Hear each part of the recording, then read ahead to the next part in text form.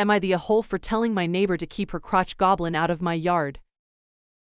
I, 22 female, was outside grilling over the weekend and my neighbor's child kept coming into my yard over and over again trying to play with my dog. This isn't the first incident I've had with them. Last year a couple of times when I was outside smoking weed and listening to music, one of me neighbor came over and asked me to stop because the child was outside. I said no because weed is legal in this state and am on my own property, and they smoke it as well. So back to the child coming into my yard, I asked the parents nicely at first to keep them off my property and away from my dog. They said they would, in a kinda I don't care type of way. It was fine for about 5 minutes, then I had to go into my house to get something. When I came back out a minute later, the child was in my yard again chasing my dog. I put my dog inside, then went over to the neighbors and said, keep your crotch goblin out of my yard, and teach it not to chase after other people's dogs. They called me an a-hole, then went inside with their child. So I wanna know, am I the a-hole in this situation? Edit. I understand I shouldn't have insulted the child. I was extremely angry. Also, my dog is a pit bull and am his 4th owner. He doesn't do well with people chasing him. I don't have a fence because of the county, but he is on a chain. Edit 2. I didn't realize I had to explain why my puppy has had 4 owners. So my uncle's friend had him first, who eventually died, and my uncle got him, who also eventually passed, so my grandfather took him and passed away, so I have him.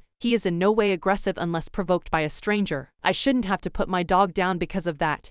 He has been through more than most of you have. He is only 5. I live with my grandma who needs care. And finally am looking into bushes and big rocks to put around the yard. Edit 3. To everyone telling me my dog deserves better. My dog lives a very happy life with me. I bake him doggy treats all the time, take him to the vet, play with him, pet him, feed and water him. He's only on his chain to go to the bathroom or if I'm out there with him. I understand his needs and he understands mine. He's basically my unofficially untrained emotional and physical support dog. And yes, I used to joke about how my dog has a curse on his male owner because they die after a year, and the child didn't hear me unless the child has supersonic hearing. Update. Today I went over to their house when they got off work and I apologized for what I said about the child. I did reiterate that they need to keep the child off of my property and away from my dog because he could seriously injure the kid. In response, they said, stop being such a bitch and let my kid play with the dog. So I then stated, if I see your child in my yard again, I will call CPS for child endangerment because the parents left gender alone outside not caring what happens. In response, they shut the door in my face. Please Reddit, what is the point with people not respecting other people's property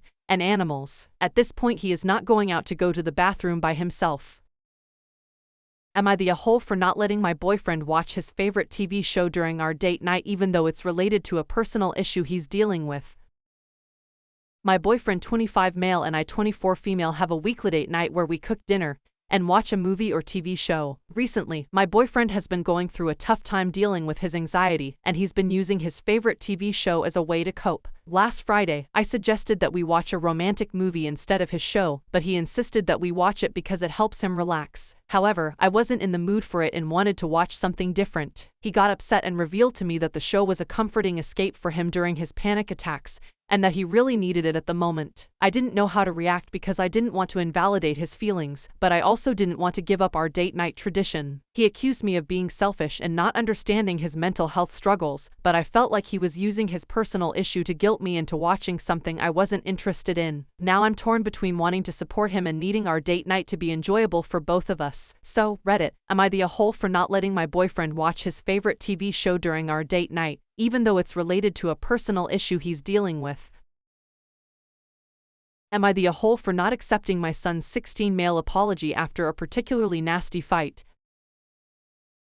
My 40 female ex-husband, Greg, and I split up 15 years ago when our son, Troy, was barely a year old. Greg's and his parents actively loathe me and my husband of 13 years, Michael. They have told Michael during custody exchanges that it would be best if you left, nobody likes you, and you'll never be Troy's real dad. They've made comments about my appearance, my job, my profession, etc., all in front of Troy. It came to a head in 2021 when Troy said that during every Sunday supper they have with Greg's parents, his mom, Susan, would turn it into the I hate taco hour. With everyone at the table, Susan would start in on what a fat cow I am, how I'm a stupid bitch, a horrible mother, etc. Troy and Greg participated in this, laughed at her cruel jokes, and did nothing to stop it. I have made it a point to never speak ill of Greg or his family to Troy. Last night at dinner, Troy said that he's been having issues with a classmate. He didn't tell me because he hoped by ignoring it, it would go away. After much back and forth, I told him to talk to someone at school, or I would. Troy exploded and screamed, "Why can't you be like Dad? He lets me fight my own battles. You don't love me. If you loved me, you would let me fight. I hate you. I responded, poorly in hindsight. I told him, your dad not doing anything when his kid is being bullied is not what a good parent does. Ignoring this will not work. And don't you ever say I don't love you ever again. I went hungry so you could eat, whereas you sat there and made jokes calling your own mother a fat bitch. I know you hate me, it's obvious. I got up and left for a walk. I know I responded really badly, but I have had it with being his punching bag. Troy is a good kid, but he's got a mean streak to him, and I am his target. I collect vintage owl figures, and anytime he sees a new one, he makes a snide remark. Troy does not want for anything, mind you. My favorite color is emerald green, and so my bedroom is decorated in lots of emerald green and velvet. He made yet another snotty remark. If I forget something, he'll reply with, and to think, you graduated the top of your class, must have cheated or something. When I came home, Troy wanted to talk. He told me that he and his friends show affection by giving them shit, and that's all he knows. He apologized for flipping me shit and said he loves me. I told him, I don't accept your apology. You are very cruel on purpose, and if you loved me, you wouldn't spend hours with Susan calling me a stupid, fat bitch, week after week. That isn't love, that is pure hatred. Now go get ready for bed. Troy walked off, and this morning hasn't said a word to me. I'm wondering if I took things too far,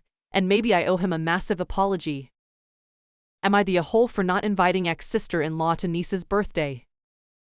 My husband and I found out years ago that we can't have any kids. My brother has a 14-year-old daughter. She is a very sweet kid and spends a lot of time at our home, so we see her as our child. She also sees us as some sort of parental figure. She turned 14 a week ago and my brother and I planned a surprise party for her. We invited everyone in our family and all of her friends. The party was great and she had a really good time. I also bought us some matching clothes to wear at the party. She loves matching with me. She posted a couple of pictures from the party in her Instagram, including a picture of me and her in our matching clothes with a caption in which she called me the best mom. My ex-sister-in-law niece's mom called me angrily, yelling at me and asked me why she wasn't invited to her daughter's birthday and calling me in a hole for trying to replace her. I told her maybe she is not a good mom, otherwise she wouldn't be replaced so easily.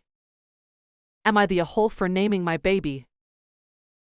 A year ago, my 34 male sister 33 female had her third baby. She named him after our late grandfather, who is my godfather. Let's call him Sam. We love the kid very much, but my GF and me were sitting on that name as well for our first child. My sister knew this. She didn't talk to us beforehand, but just dropped the name on us when she just gave birth. On the phone, I had an emotional reaction. I felt like she didn't respect me enough to talk things through or at least give me fair warning in advance. Things kind of escalated from there. We got over it relatively quick, but now my sister is angry because she blames me for not being there for her in a difficult time. The baby was premature. I really tried to be, but she kind of shut down every attempt at conversation. She said she has every right to pick that name, that she didn't steal anything from us, that choosing a name is 100% the choice of the parents. It took months, but after a lot of effort we got things back to normal. Flash forward to autumn 2022, me and my GF get pregnant. We have been discussing the name for a very long time. We considered a lot of options, but our hearts just kept on saying it has to be Sam. It's a name that holds so much emotion. We have built the idea of having children together around this name. Our kid has always been Sam in our heads. We knew that my sister was going to have a hard time with it, but we made the call to name our kid Sam, because otherwise we would have regretted our choice forever. We wanted my sister to be the godmother, so about 2 months ago we popped her the question. Of course, we also told her the name we chose. We didn't want to put her in the same position that she put us. She said yes initially, but after we experienced silence from her, and we just knew they were angry and disappointed.